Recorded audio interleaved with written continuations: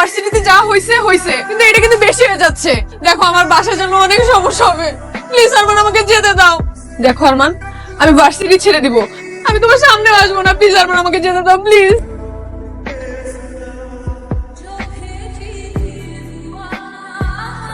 তুমি একটা জানোয়ার, একটা অমানুষের বাচ্চা। একটা মেয়েকে কিভাবে ট্রিট করতে হয় তুমি জানো না? আমি জানি না তোমরা কারা, আমি জানতেও চাই না তোমরা কারা। আজকের পর থেকে কখনো জানার চেষ্টাও করবো না তোমরা কারা। আমি শুধু একটা জিনিস জানি, তোমরা এই মেয়েকে যে কারণে এখানে নিয়ে আসছো সেই কারণটা আমি আমাকে তো পেয়ে গেছো। মেয়েটাকে চেখতাম।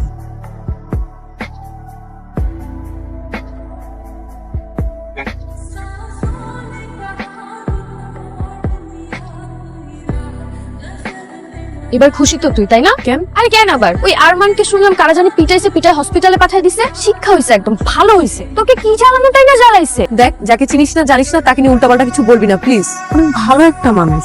ওয়েট কি বলতেছিস সেগুলো? তুই তো মাথাটা থেকে গেছে। এই জয়ী, তুমি ঠিক আছো? শুনলাম তুমি নাকি ঝামেলার মধ্যে পড়ছিলা, একটা ট্র্যাপে পড়ে গেছিলা। Are you okay? ঠিক আছে। শুনলাম যে আরমানকে নাকি কারা খুব বাজেভাবে মারছে, হসপিটালাইজ করা হয়েছে। মানে ওর কি ট্রিটমেন্ট সব ঠিকঠাক ভাবে চলতেছে?